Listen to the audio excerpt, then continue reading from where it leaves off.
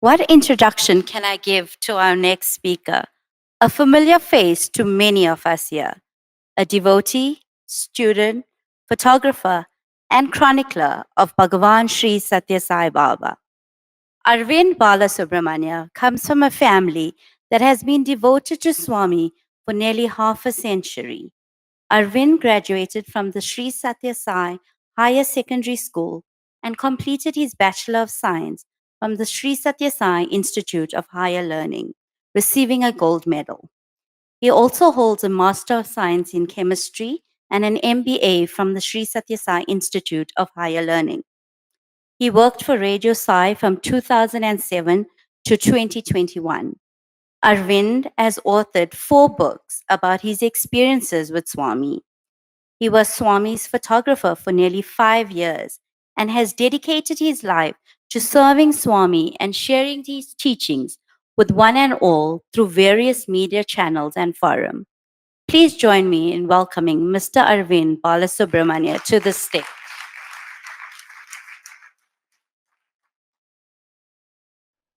Om Shri Sai Ram. I offer my most humble pranams at Bhagawan's lotus feet. Dearest Swami, respected elders, dear brothers and sisters. What is special about 2024? 2024 is a leap year. In the normal sense, a leap year is a year when February has one extra day. But for us, a leap year is a year when we take a leap of faith, a leap of self-confidence, a leap of service, a leap of adoration, and a leap of illumination. Because all morning, we have heard the power of AI. AI does this, AI does that. AI does this, AI does that. You know the best AI in the universe? It's called SAI, that is Sai. And that is why 2024 becomes special. But that's not just it. You know a thing about leap years? Every 56 years, they repeat. What do I mean? In 2024, June 28th, today is a Friday. 56 years ago, June 28th was a Friday. Very interesting, right? Though it is interesting, it is not as grand, as godly, and as superb, as fantastic, fantabulous, phenomenal as the fact that something historic is repeating after 56 years. 56 years ago, in this very same month, Bhagawan Sri Sathya Sai Baba was in Nairobi, and today, 56 years later, it is repeating because Bhagawan Sri Sathya Sai Baba is in Nairobi. And that is special about 2024. You know, it is so overwhelming. But when Swami returned from the East African nations of Kenya, Tanzania, and Uganda back to India on the 14th of July, 1968, Swami was giving a talk. Swami was giving a divine discourse.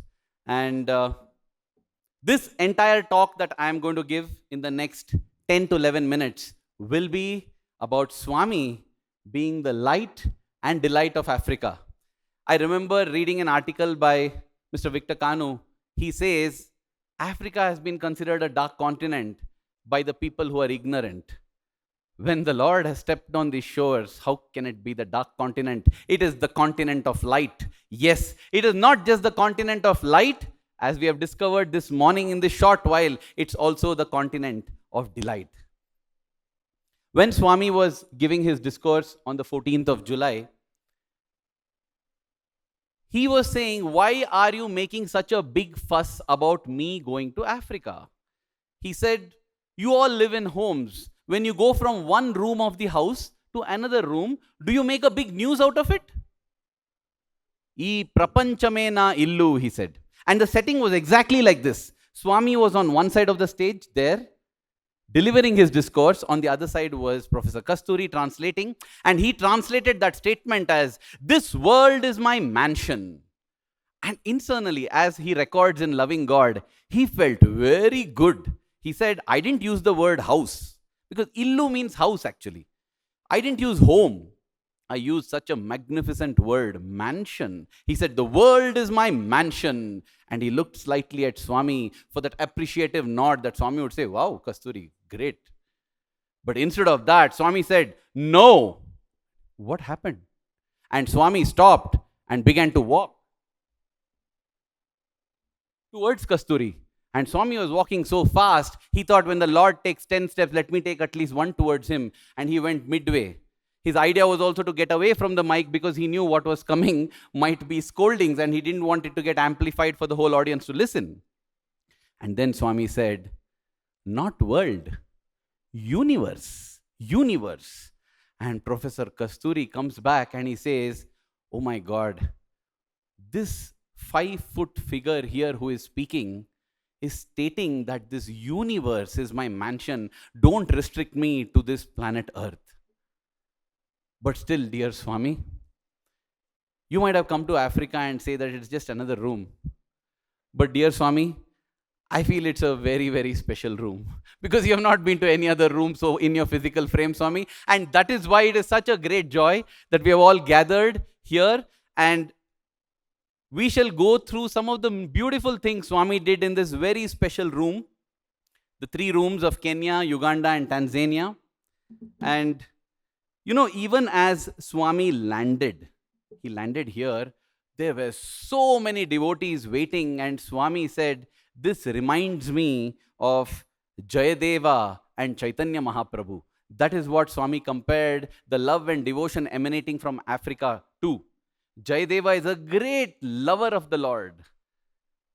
He had a divine romance. So too is Chaitanya Mahaprabhu. Swami spoke about the intensity and passion of the love that emanates from Africa. He said that he was reminded of them. And then, people who lack the use of a limb, don't have a hand, a leg, are not able to see, are not able to hear, either from birth or because of an accident or some unfortunate incident. Today, the politically correct term to address them is specially abled, So we call them specially abled. And I realize why we call them specially abled. It's because Swami always gave them a special place in his heart, as well as a physical space for them to sit. In fact, one of the first things he did when he came to Africa is he instructed the host, Dr. C.G. Patel, that all the people who have physical ailments or whatever ailments, they should sit separately. I will speak to them. Dear brothers and sisters, Swami gave 100 interviews on an average per day. 100. So when he was here for 14 days, he has done just like the medical team, right? He took care of people with polio, who had deafness, blindness, so many cures. And that is why, I feel that history is repeating itself. That time, Swami came in one frame with an orange robe and a thick mop of curly hair and did these cures. Today, he comes through a team of doctors and treats 5,600 patients. We can't be blind to this fact. It's a magnificent example of history repeating itself. Swami traveled everywhere.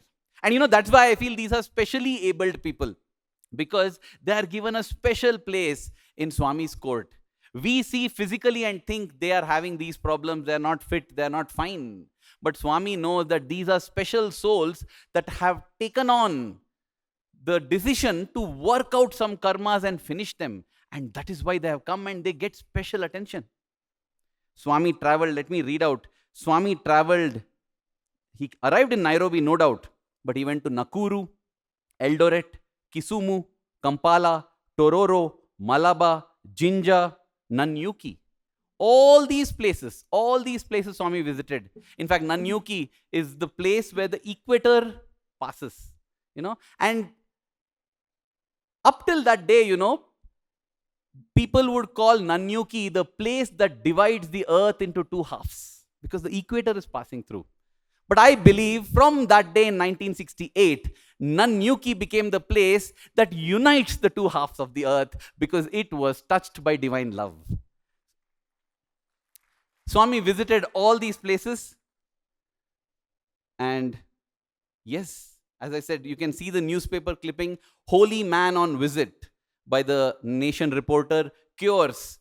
They reported a lot about the cures because Swami effected cures left, right, and center. So many were cured and healed. And that is why it occupied a prominent place in the newspaper.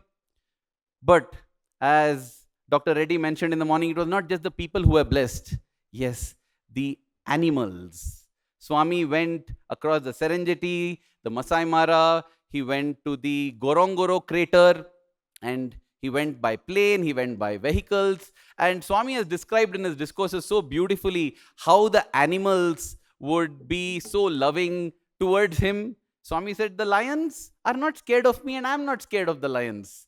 And you can actually see that, in one of these photos. I think the photographer was scared to capture, but in the photo down, you can see, I don't know whether that's a hyena or something, but Swami is there, the lions. Swami went about, he blessed all the animals.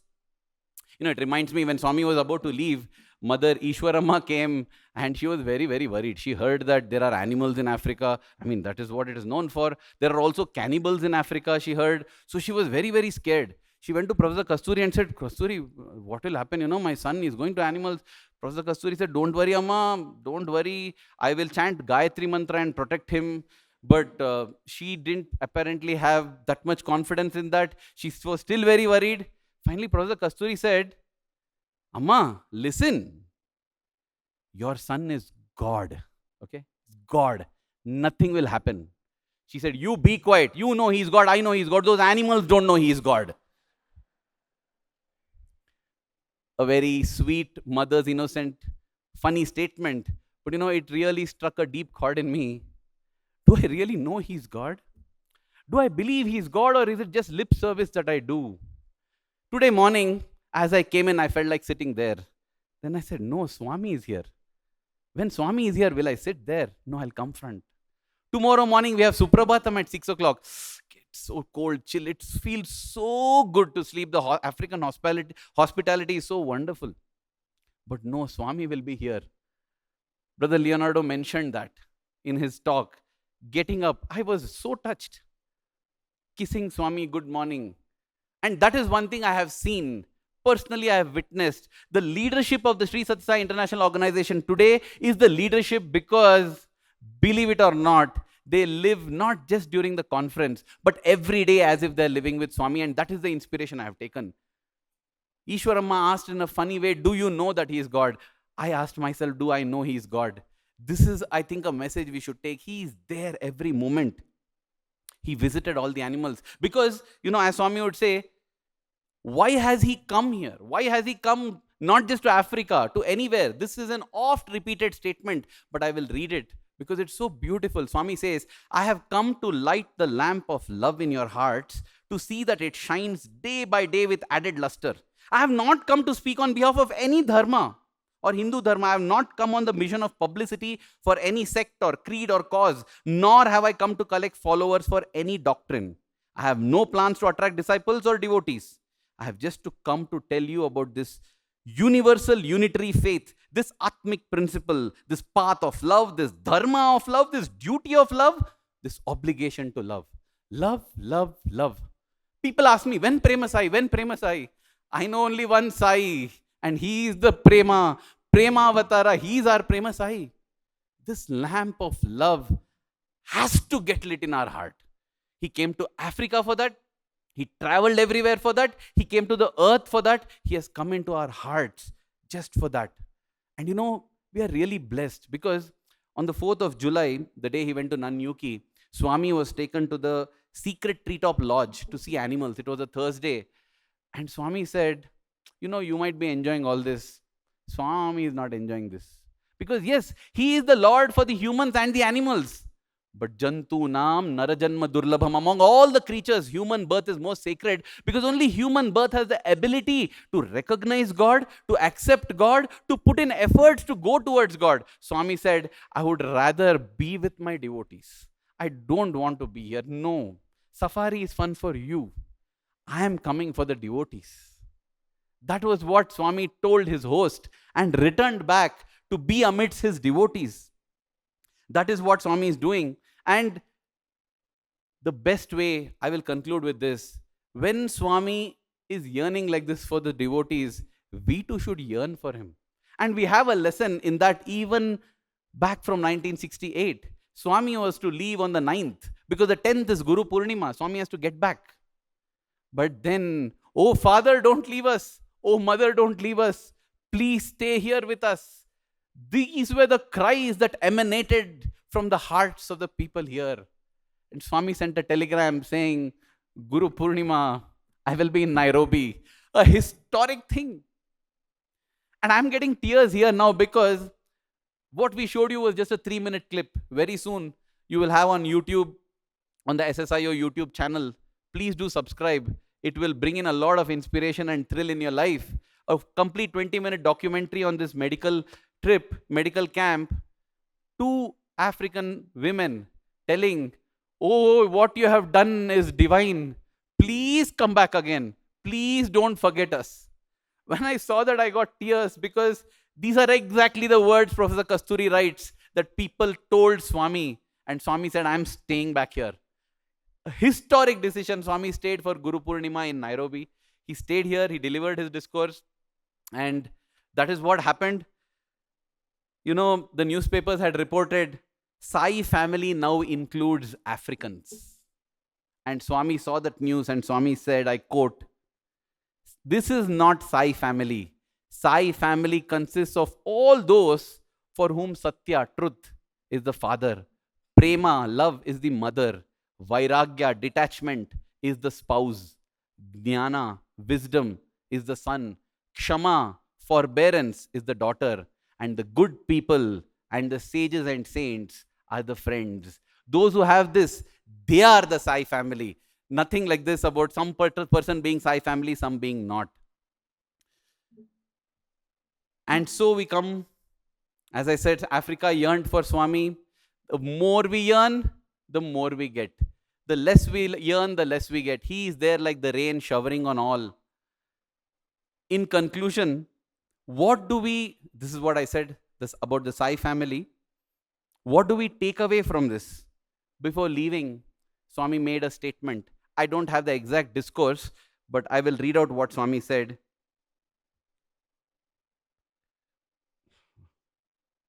This is what Swami said. Swami said, even after I leave physically, you must carry out the services you did so long.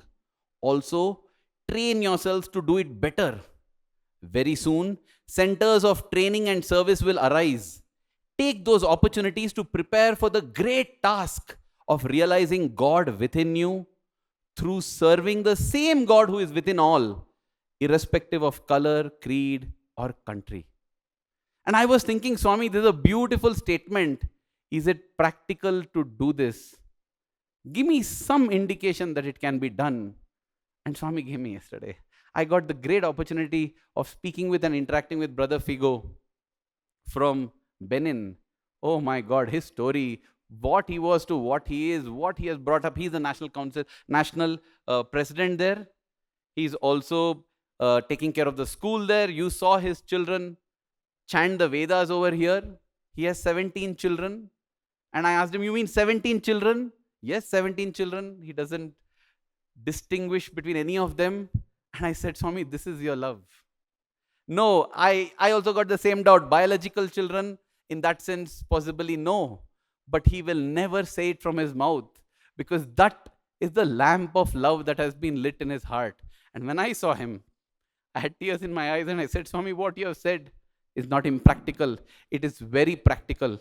And dear Swami, as we carry on in this conference and conclude it, may the lamp of love get lit in our heart, and may its lustrous glow keep growing every passing moment. Thank you. Jai Sai Ram.